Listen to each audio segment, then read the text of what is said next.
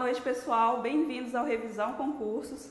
A gente vai agora trabalhar os conhecimentos pedagógicos e, nesse concurso, conhecimentos pedagógicos vem com conteúdos bem tradicionais, conteúdos que precisam de muitos conceitos para serem estudados, mas que nós, o Revisão, selecionamos os principais conceitos com atividades para que vocês tenham facilidade no desenvolvimento da prova e sucesso no concurso. A gente começa falando de conhecimentos relacionados à teoria da didática e aí a gente vai traçar o nosso curso hoje, a nossa aula hoje, na didática, no currículo, na avaliação pedagógica e algumas legislações da educação para que vocês tenham uma ideia de como é que o nosso curso é desenvolvido e aí conhecerem como é que nós trabalhamos, e nós trabalhamos com questões e atividades relacionadas aos conceitos principais para que vocês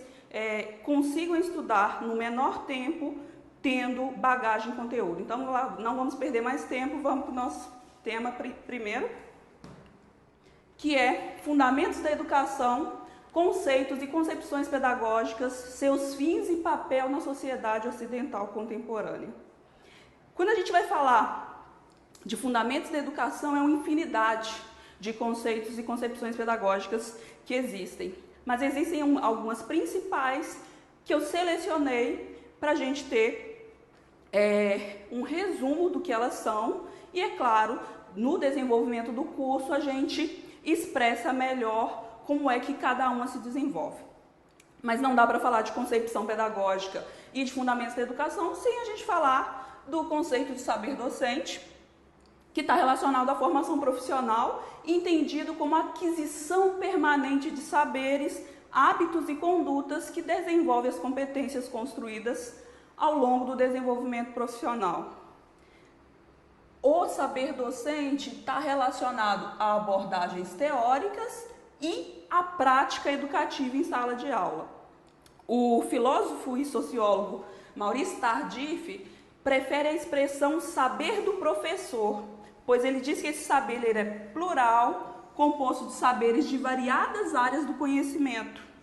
Na educação, o conhecimento ele se compõe, ele se forma a partir de diferentes saberes. Por isso, Tardif vai dizer que o conhecimento do professor é um conhecimento plural. E, a partir do conceito de saber docente, a gente vai pensar então o que é tendência pedagógica, o que são os conceitos pedagógicos, os principais fundamentos pedagógicos que atuaram e ainda atuam na educação, ainda atuam na sala de aula.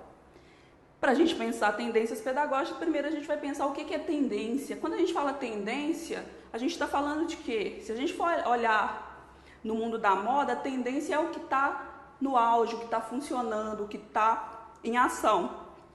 E a adoção de uma determinada tendência ou outra depende diretamente, isso na educação, dos condicionantes sociopolíticos que configuram diferentes concepções de homem e sociedade. Dependendo da concepção de homem e sociedade que rege o processo educativo, que rege o país, a condição da educação para o país, nós vamos então ter diferentes propostas de ensino. E é aí que vem as tendências pedagógicas relacionadas à necessidade que o país tem de desenvolvimento.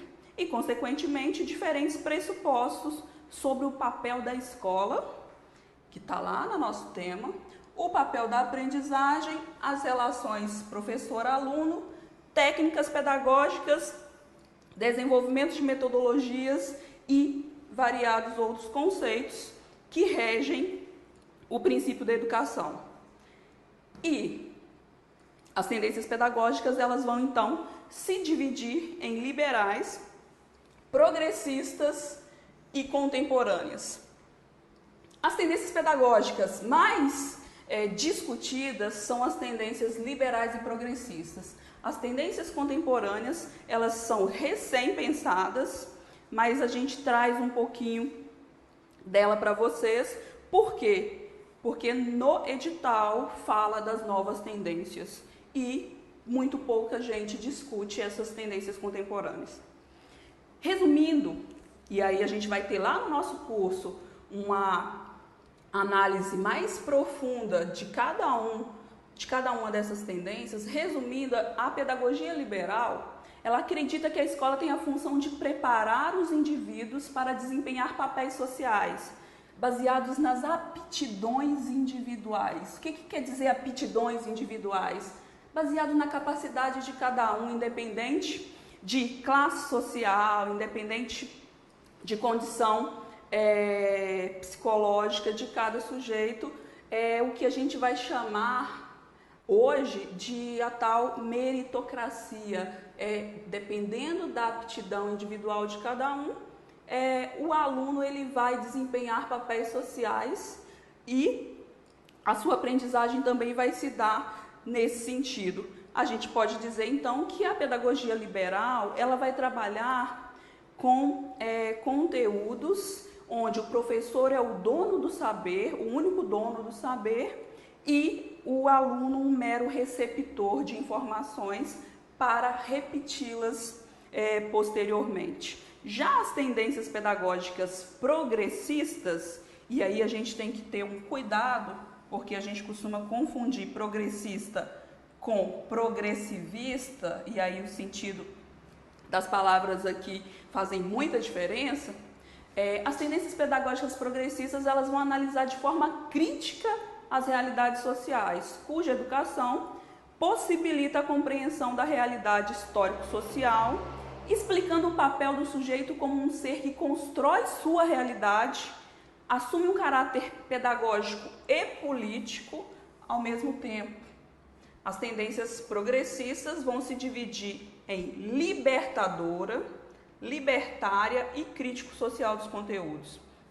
A tendência pedagógica liberal ela se divide em tradicional, renovada progressivista, renovada não diretiva e tecnicista.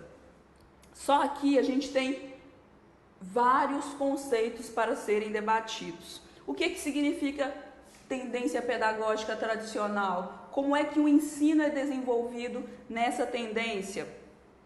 A tendência tradicional, ela baseia-se em o professor na frente da sala de aula, com transmissão de conteúdo, sendo ele o único dono do saber e o aluno receptor e repetidor. Ele vai memorizar, mas aqui não há troca, não há mediação entre professor e aluno.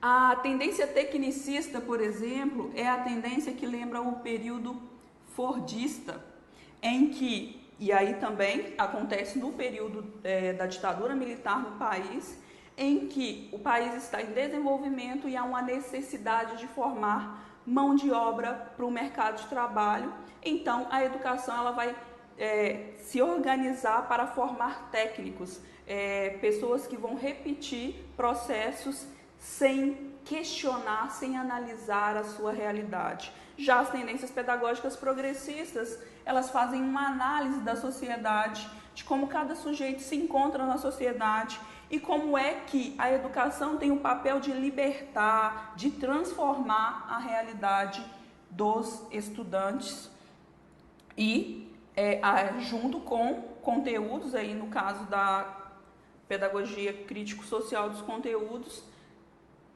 Saviani é um dos representantes dessa linha e ele vai dizer que o conteúdo é importantíssimo para a formação do aluno, como também a formação humana, a análise crítica da realidade. E aí surgem, atualmente, as tendências pedagógicas contemporâneas. As tendências pedagógicas contemporâneas, elas são relacionadas às tendências que nós acabamos de discutir, mas elas vêm com uma releitura. Por exemplo, a gente tem uma das tendências pedagógicas contemporâneas, é a neotecnicista, em que há uma nova leitura da necessidade tecnicista relacionada às questões da tecnologia e do desenvolvimento social. A gente tem o surgimento da tendência escola né, escola nova, escola novista, mas uma releitura da tendência renovada progressivista. E aí a gente tem outras tendências, a tendência de estudos culturais, a tendência de estudos de gênero, novas tendências que lá no nosso curso vão estar completinhos para vocês terem o conceito básico e capacitá-los para desenvolver as questões do concurso. E aí eu trago para vocês algumas questões. Essas questões foram tiradas da Consulplan e tratam do tema que nós acabamos de discutir. Vocês vão perceber que com um pouquinho do conceito a gente consegue analisar as questões. Para quem está recém-formado vai lembrar, Paulo Freire um dos principais pedagogos do nosso país, dos mais lidos, e em que a sua pedagogia, a sua trajetória, seus textos são muito trabalhados na educação, e Paulo Freire se insere numa das tendências progressistas. E aí a questão é, o modelo pedagógico difundido por Paulo Freire encontra-se inserido na pedagogia libertadora, tecnicista, tradicional ou libertária? Para quem conhece a obra de Paulo Freire, analisando que Paulo Freire trabalha com transformação de realidades, trabalha com a não opressão dos sujeitos, nós vamos saber que a tendência que Paulo Freire atua é a tendência libertadora. E aí é questão fácil de cair em concurso. Esse tema, tendência pedagógica, ele cai, qualquer concurso que está no edital, cai por quê? Porque é fácil confundir os conceitos. São conceitos resumidos, mas que se organizam, se diferenciam por questões básicas. E aí é por isso que é importante conhecer cada um para a gente dar conta de fazer. A questão 2. Considerando a tendência pedagógica liberal tecnicista, é falso afirmar que tendência liberal tecnicista é a que a gente falou da repetição, do fordismo, do modelo de desenvolvimento técnico no país. O tecnicismo educacional ganhou autonomia enquanto tendência pedagógica nos anos 60, inspirada na teoria behaviorista da aprendizagem e na abordagem sistêmica do ensino. Se a gente for voltar lá nos nossos estudos da psicologia, a gente vai ver que sim, a tendência tecnicista ela se desenvolve junto à teoria behaviorista. A tendência tecnicista está interessada na racionalização do ensino, no uso de meios e técnicas mais eficazes, prevalecendo o uso de manuais de caráter instrumental. A gente vai deixar essa questão aqui para discutir mais à frente. Vamos ver as próximas. Os livros didáticos utilizados nas escolas que adotam essa tendência são elaborados com base na tecnologia da instrução. Letra D. A tendência tecnicista foi imposta às escolas pelos órgãos oficiais do governo populista por ser compatível com a orientação econômica, política e ideológica vigente nesse período. Essa questão também aqui para pensar. No tecnicismo, o professor é um administrador e executor do planejamento, que é organizado com objetivos, conteúdos, estratégias e avaliação. Essa letra está corretíssima. O professor é um administrador, ele quem orienta, quem administra o desenvolvimento da atividade pelo aluno. Os livros didáticos que são utilizados nas escolas que adotam essa tendência são com base na tecnologia da instrução, correta também. Voltando da questão que a gente colocou para pensar, a tendência tecnicista está interessada na racionalização, sim, do ensino, no uso de meios e técnicas mais eficazes, sim, e vai prevalecer o uso de manuais de caráter instrumental, sim. Então, considerando a tendência liberal tecnicista, é falso afirmar que a tendência se desenvolve no governo populista. Nós falamos que essa tendência ela vai se desenvolver no governo ditatorial, período da ditadura. A terceira questão, a prática do professor está focada na realização pessoal do aluno através de seu próprio esforço, cujos conteúdos são acumulados historicamente, sem reconstrução ou questionamentos. A aprendizagem se dá de forma receptiva, automática, propiciando a memorização. Assim, podemos afirmar que essa tendência qual é a tendência que trabalha com memorização? É a tendência pedagógica renovada progressista? É a tendência pedagógica progressista libertadora? É a tendência pedagógica progressista crítico-social dos conteúdos? Ou é a tendência pedagógica renovada não diretiva ou tendência pedagógica liberal tradicional? Como a gente discutiu, com aquele pouco de conteúdo, a tendência que propicia a memorização é a tendência pedagógica liberal tradicional, onde o professor é o único dono do saber e os alunos são receptivos. Então, a questão, letra E. A última questão desse conteúdo para a gente ir para o próximo. E aí eu trouxe bastante questão para vocês verem que os conteúdos estão todos em pequenas questões, mas a gente precisa conhecer cada uma dessas tendências e no nosso curso a gente destrincha cada uma delas para ficar fácil para vocês.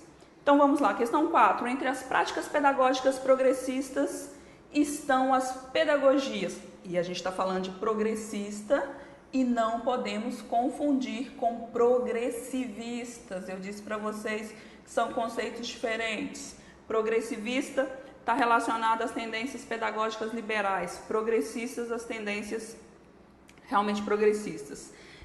Se tem aqui tecnicista, já está errado porque é uma tendência progressivista. Se tem tradicional, já está errado também porque é uma tendência progressivista. Repete tradicional aqui, progressivista, então o que nos resta é a letra D. As tendências progressistas são a libertadora, libertária e crítico social dos conteúdos. A gente consegue responder fácil essas questões. Vamos para o próximo tema, a escola e o projeto político-pedagógico. Projeto político-pedagógico é um conteúdo denso, mas que tem apontamentos específicos importantes que vocês precisam conhecer.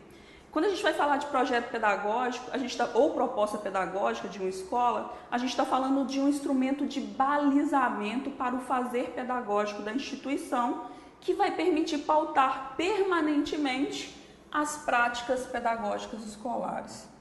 O projeto político-pedagógico da escola, ele rege como é que a escola vai funcionar, como é que a escola se desenvolve, quais são as metodologias, quais são os conceitos que a escola entende por formação de sujeito, por formação de alunos, qual é o perfil dos educadores, dos educandos. Então, quando a gente está falando de projeto político-pedagógico, a gente está falando da organização da escola como um todo.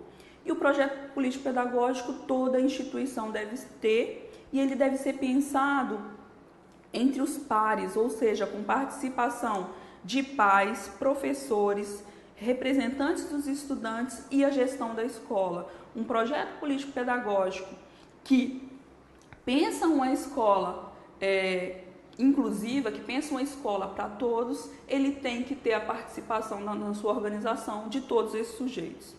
No alinhamento pedagógico da escola, o projeto político-pedagógico, então, é um instrumento que define o ser da escola, como eu disse para vocês, a sua identidade, o modelo pedagógico que é aplicado, os objetivos, metodologia de ensino, perfil do aluno que deseja formar, educador, as estratégias de avaliação que vão ser utilizadas nos processos de ensino-aprendizagem, contemplando então a diversidade em todos os seus aspectos sociais, culturais, políticos, econômicos, de gênero, geração, etnia e etc. Enquanto houver diversidade aqui, o projeto político-pedagógico tem que atender porque ele é pensado, ele deve ser pensado para atender toda a comunidade escolar e o seu entorno. Então, o projeto político-pedagógico deve ser elaborado por toda a comunidade para atender a diversidade.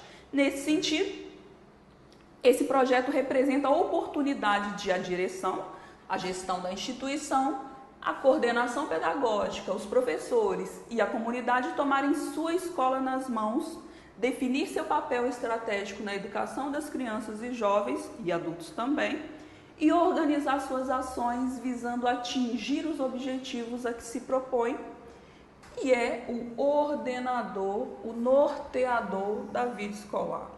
Quando você chega numa instituição escolar e você quer conhecer, quer saber como é que essa instituição funciona, quais são as estratégias pedagógicas que elas utilizam, quais são os conceitos que ela compreende por educação, por formação, você vai chegar na escola e vai solicitar conhecer o projeto político-pedagógico dessa instituição. Ele é o documento que vai dizer como é que a instituição funciona, o que é que a instituição pensa em relação à formação. Então, pensar em projeto político-pedagógico para qualquer escola pressupõe que os educadores tenham um espaço onde possam se manifestar, que o processo da escola e suas experiências acumuladas sejam refletidas, se a gente vai fazer um projeto político-pedagógico pensado por todos, a organização e as experiências dos educadores e dos sujeitos que compõem a organização do projeto político-pedagógico deve ser levado em conta.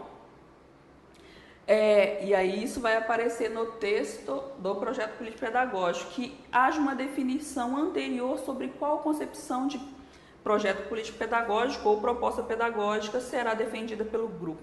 Eu coloco projeto político-pedagógico ou proposta pedagógica porque pode vir assim para vocês, como projeto político-pedagógico, proposta pedagógica, projeto pedagógico ou simplesmente como acontece muito, PPP. Quando a gente vai trabalhar o projeto político-pedagógico, geralmente, para simplificar, fala-se PPP. Então, na LDB, vai destacar 3 importantes eixos relacionados à construção do projeto pedagógico. Ele deve ser flexível, ele deve ser avaliativo e ele deve manter liberdade. Flexível no sentido de que, se a proposta pedagógica, o projeto político-pedagógico não atende a demanda da comunidade, não atende a demanda da escola, ele tem que ter possibilidades de reorganização. Avaliação porque ele deve ser constantemente analisado e reavaliado para ver se é necessário mudança. Liberdade de quê? Liberdade também para que as propostas que ali se encontrem sejam modificadas. O eixo da flexibilidade vai vincular-se à autonomia, possibilitando à escola organizar o seu trabalho pedagógico. O eixo da avaliação vai reforçar um aspecto importante a ser observado nos vários níveis do ensino público. Isso está no artigo 9 da LDB.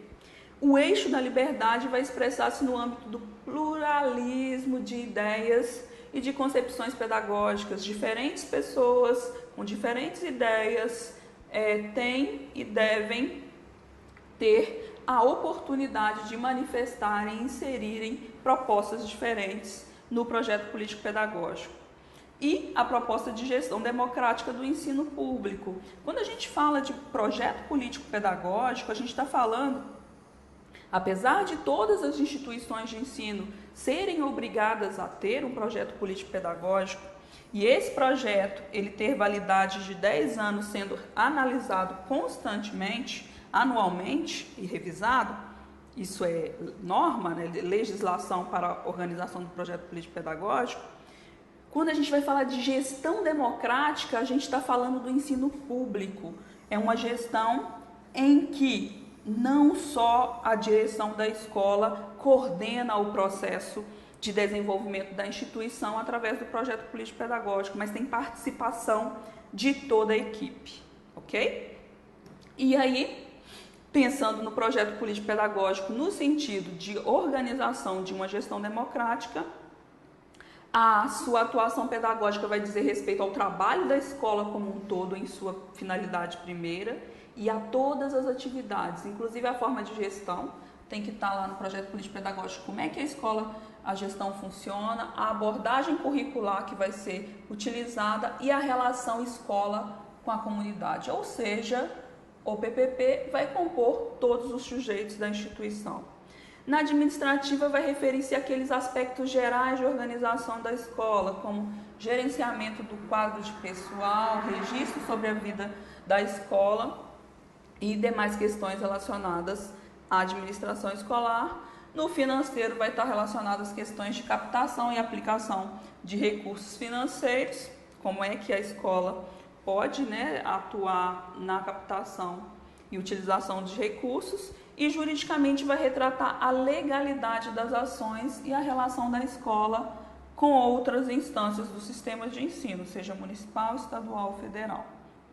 E aí, com esse pouquinho de conceito sobre projeto político-pedagógico, ou proposta pedagógica, ou projeto pedagógico, como eu já repeti, a gente traz uma questão que diz o seguinte: o projeto pedagógico ou proposta pedagógica de uma escola é o instrumento que define o ser da escola. A gente viu isso lá na frente, como é que ela se organiza, a sua identidade, o modelo pedagógico que é aplicado, os objetivos, metodologia, perfil do aluno, aprendizagem, processos de ensino, contemplando a diversidade em todos os seus aspectos. E aí se contempla a diversidade em todos os seus aspectos. Eles são sociais e culturais, eles são políticos e econômicos, eles são de gênero, geração e etnia, ou eles são todos os aspectos citados acima. Quando a gente está falando de gestão democrática e a gente está falando de todos os aspectos, então, como a gente viu na discussão, todos os aspectos acima são contemplados. A gente está falando de projeto político-pedagógico, a gente está falando de diversidade, a gente está falando de inclusão, e aí todas as diversidades, as diferenças vão serem respeitadas na organização, devem ser respeitadas na organização do projeto político-pedagógico. Tratando outro conceito importantíssimo do nosso concurso, que está lá no edital: currículo, cultura, conteúdos curriculares e aprendizagem. A gente ainda vai ter multiculturalismo, várias discussões relacionadas aos estudos culturais, em que nós trazemos para vocês nas nossas aulas, mas eu trouxe uma síntese aqui para vocês da questão do currículo. E currículo também, gente, não tem edital que está lá, conceito de currículo, que não caia. Então é importantíssimo que a gente tenha uma noção dos conceitos que tratam da questão do currículo, e aí a gente tem diversos autores que compreendem currículo de diversas maneiras, mas analisando o edital, a perspectiva que o edital traz de currículo é a noção de currículo que Ferraz apresenta, que ele não defende existir uma ideia verdadeira e única de currículo, mas uma definição que englobe todas as ideias relacionadas à estruturação, à organização e à avaliação das atividades educativas. Trata-se de um conceito que não tem sentido único. As duas ideias principais são uma sequência ordenada, e ele vai dizer: se partirmos a princípio da etimologia, encontramos em Ivor Godson, outro autor de currículo importantíssimo, que currículo vem da palavra latina scurrere, que se refere a curso ou pista de corrida. As implicações etimológicas são que, com isso, o currículo é definido como um curso a ser seguido, mais especificamente apresentado, sendo impossível, nesse caso, separar currículo de conteúdo a ser apresentado para estudo. Quando a gente fala de currículo, a gente tem diversos conceitos. Quando a gente fala de currículo, a gente está falando de trajetória escolar de sujeitos. Como é que os sujeitos aprendem, o que é que nós enquanto professores, permitimos que os nossos educandos aprendam. Porque quando eu estou em sala de aula e eu seleciono conteúdo para ensinar, eu estou organizando o currículo e eu estou dizendo para o meu aluno o que eu acho importante ele aprender e o que eu não acho importante. E pensar em currículo como identidade da formação do educando é também pensar em reorganizar, em reanalisar como é que nós podemos melhorar a formação dos nossos educandos. Então, duas ideias principais da noção da totalidade dos estudos de currículo vai dizer que o currículo como conhecimento em redes, e aí a Nilda Alves discute o currículo nessa perspectiva, tecidos nos cotidianos da escola, vai ter fios e nós que não se limitam aos espaços físicos destas, mas se prolongam para além delas, enredando os diferentes contextos vividos pelos sujeitos praticantes, isto é, por todos aqueles que vivem e praticam esses cotidianos escolares. O que a Nilda Alves está dizendo aqui? Que o currículo ele não se organiza, ele não se dá somente no espaço da escola. Todos os sujeitos que se encontram no ambiente escolar têm histórias, tecem cotidianos, tecem outras experiências que vão chegar até a escola através de cada um deles. Então, a organização do currículo ela não se dá apenas no ambiente escolar a partir de uma prescrição feita por nós educadores.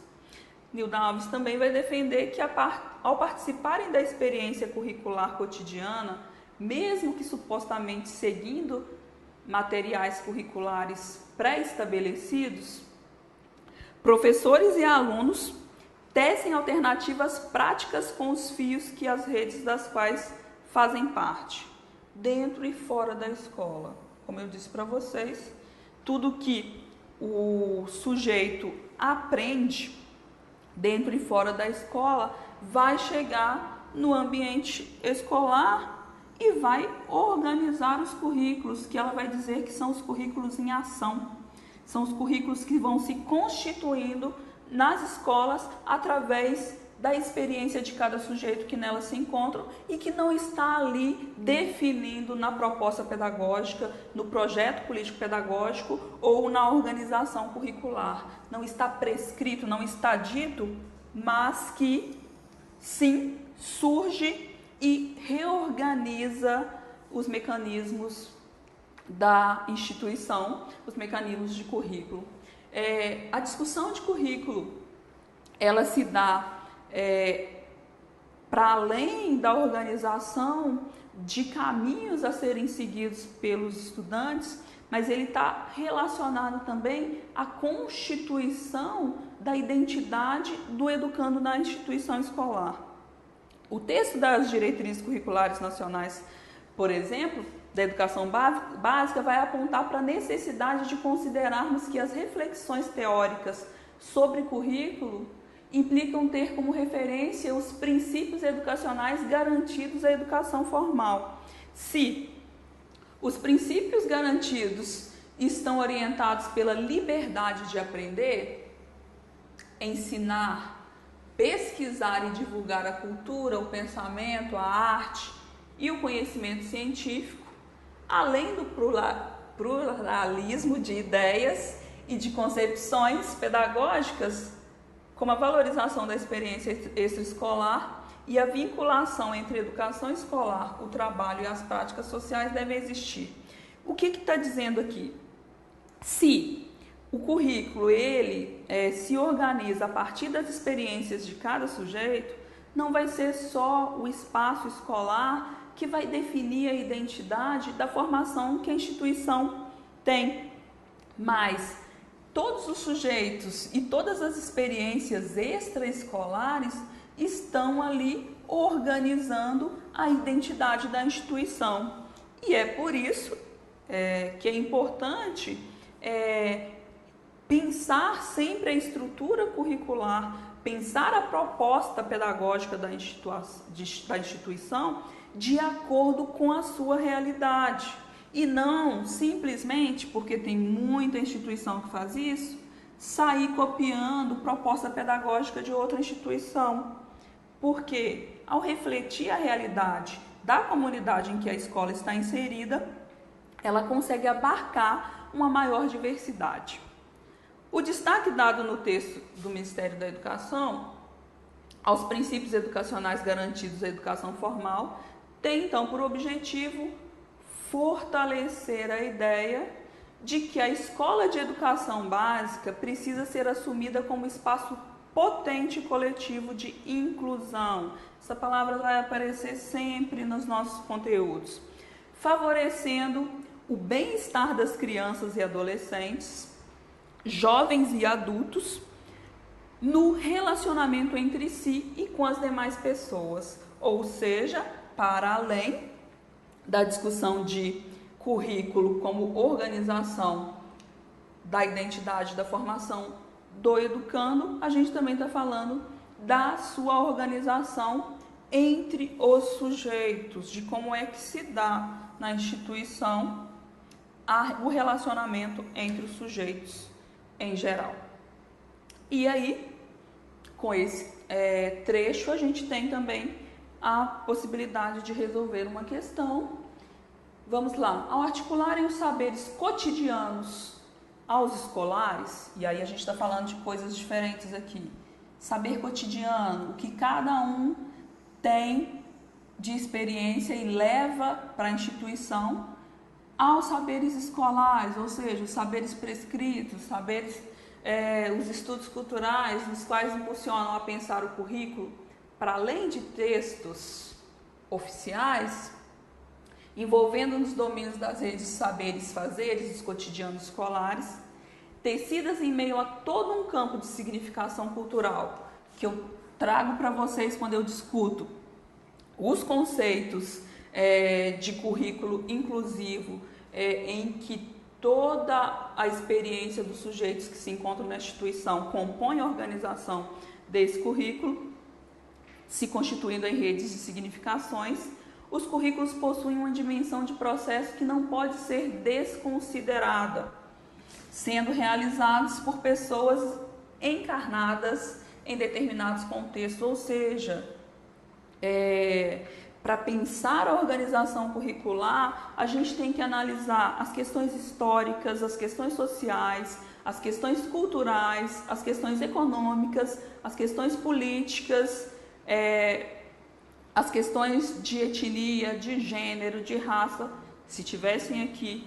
Ou seja, quando a gente está falando, então, de currículo inclusivo, em que atende e é definido, organizado por pessoas encarnadas, ou seja, pessoas que vivem em determinados contextos históricos sociais, todas as alternativas anteriores estão corretas, porque a gente está dizendo de sujeitos históricos.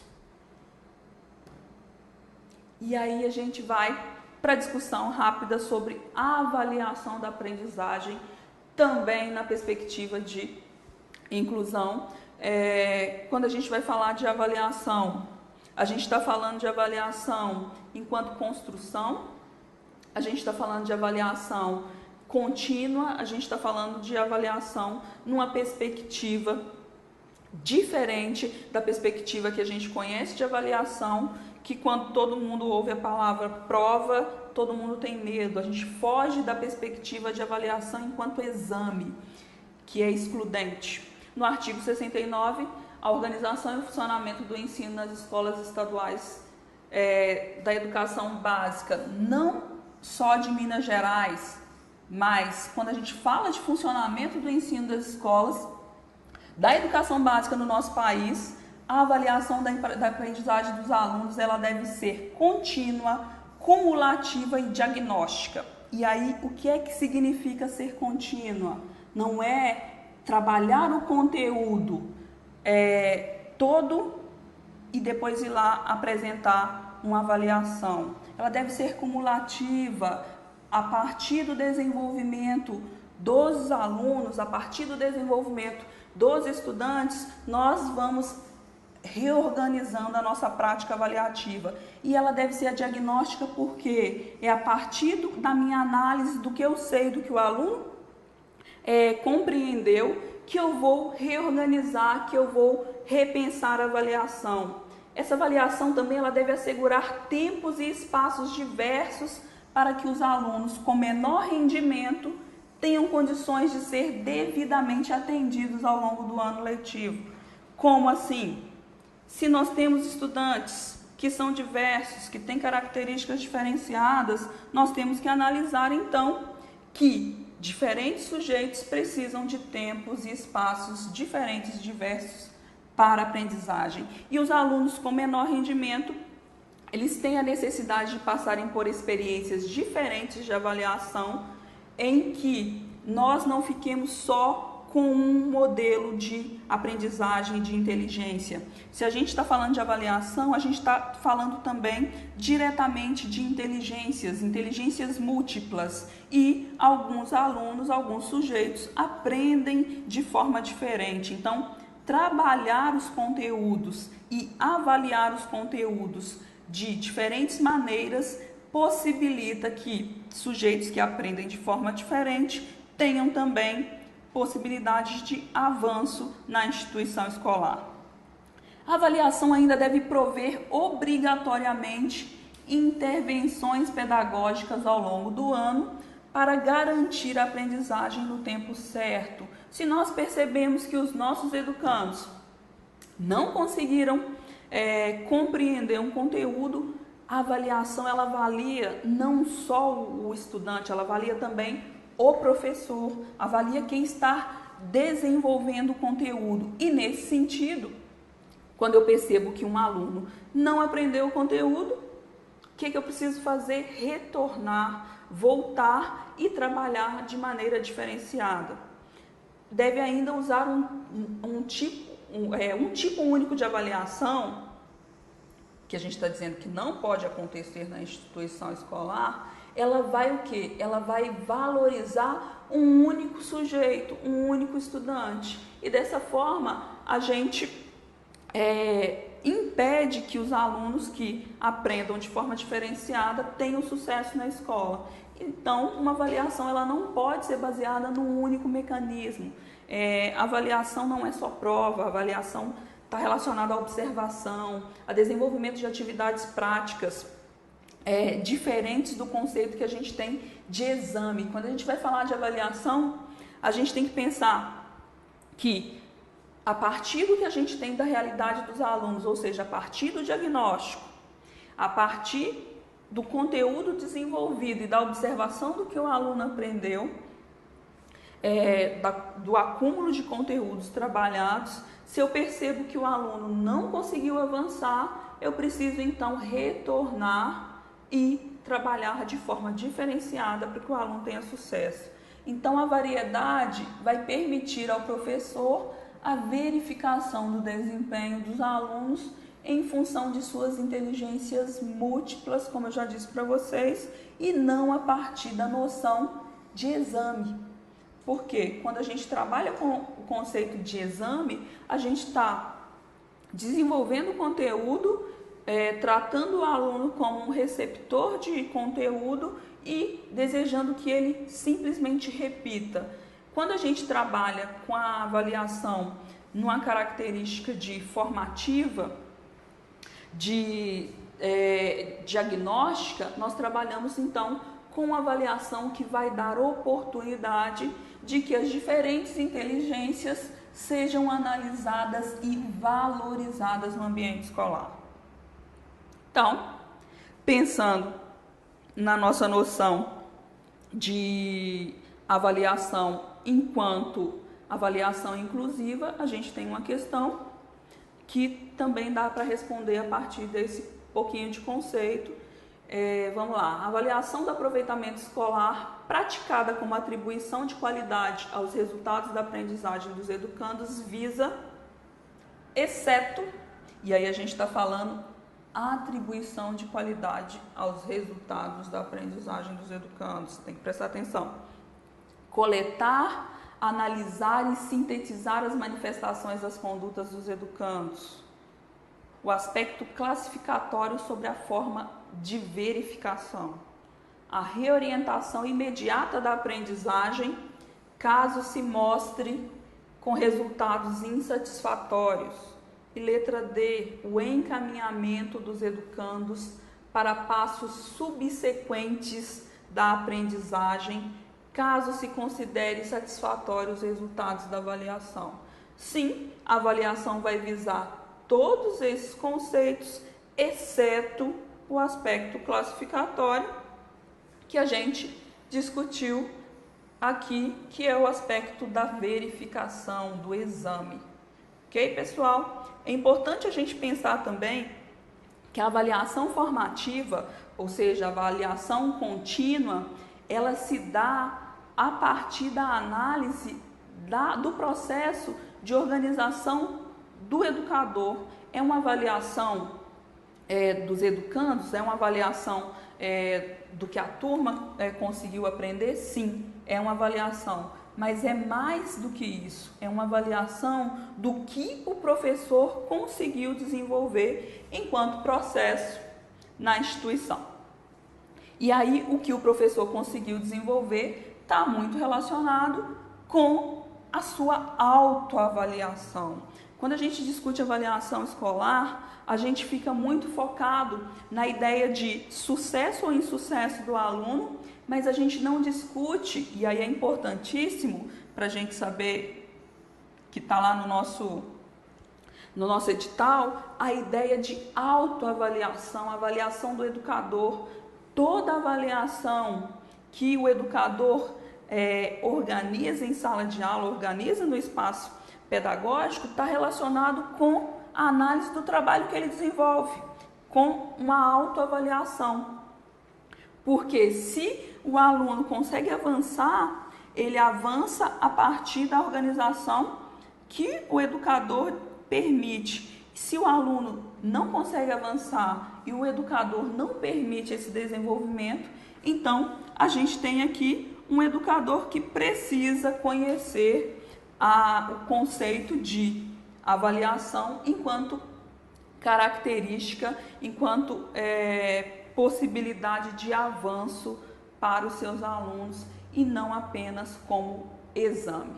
E aí, quando a gente pensa na ideia de exame, a gente não está pensando em avaliação, a gente está pensando em exame no sentido de aprovação ou reprovação. Exame é o que a gente faz, por exemplo, num concurso, mas na sala de aula, na educação, no processo de formação de alunos e sujeitos, a gente tem que pensar na avaliação enquanto processo formativo. A avaliação também organiza e reorganiza os sujeitos. Então, pessoal, a gente trouxe para vocês um pouco dos conteúdos que nós vamos trabalhar. Claro, de maneira bem sintética, porque para vocês terem uma ideia de todos os conteúdos, nós temos mais de 22 temas de conhecimentos pedagógicos para serem trabalhados nesse concurso e o que nós fazemos é trazer os principais conceitos, discutir, resolver questões com vocês para que vocês estejam preparados para terem sucesso no concurso. E a partir do que vocês puderam perceber aqui, tem muita coisa para ser discutida, tem muita coisa para ser trabalhada e o que nós fazemos é facilitar o seu processo de estudo para o desenvolvimento do sucesso no concurso. Então, fiquem de olho nas nossas próximas aulas, fiquem de olho no que surge de dúvida, comprem o nosso pacote de cursos e até as nossas próximas aulas. Nós estamos com muito conteúdo para ser trabalhado e temos também a plataforma para discutir as dúvidas que vocês tiverem durante o processo de estudo para os conteúdos. Ok? Boa noite para vocês. Sucesso!